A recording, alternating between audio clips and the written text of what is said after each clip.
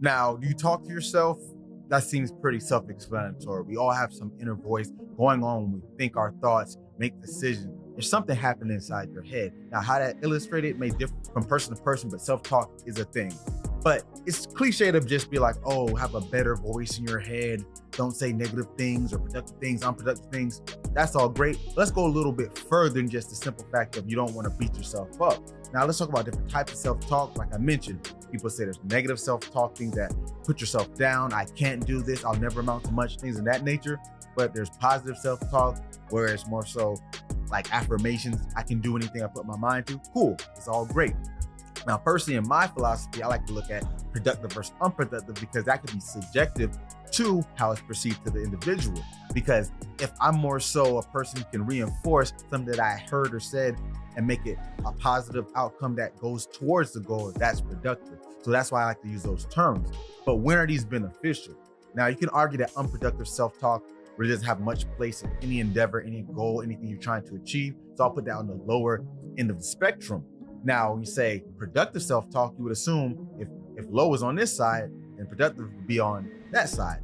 And I would argue, no, I'll say it's more in the middle, more in that neutral ground, because productive self-talk will lead to beneficial outcomes because it gives you the mindset, the perception that you can do, and you need that. But when you're in the moment, I think that still could be detrimental to a degree, because if you look at it from a cognitive standpoint, there's some thinking load that's going on in that moment where you have to deviate from what you're trying to do. So that's why I put it more in that middle ranking on that scale. Now, on the further side, the highest side, I would call this controlled self-talk, meaning there's a voice still going on. You still have things that you're saying, but it's more relevant to what the task or the goal at hand is. Because if I'm thinking, yes, you got this, come on, keep going, while I'm trying to do it, that may mess me up and take the actual thinking load away from what I need to execute.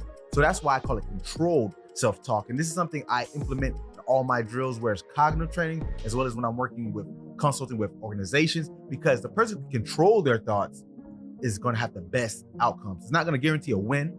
Doesn't mean you won't lose. I can never guarantee that, but I can argue that the person who has the best control of what they're saying. And if you can mitigate that voice as low as possible in the moment, you're probably gonna have a better chance to do what you need to do because you have less distractions. Because the narrative is, as long as you have a positive mindset or you're just thinking the right things, you're good to go. But if you're still overwhelming what you're doing, that's going to make you deviate from what's at hand. And we do not want that.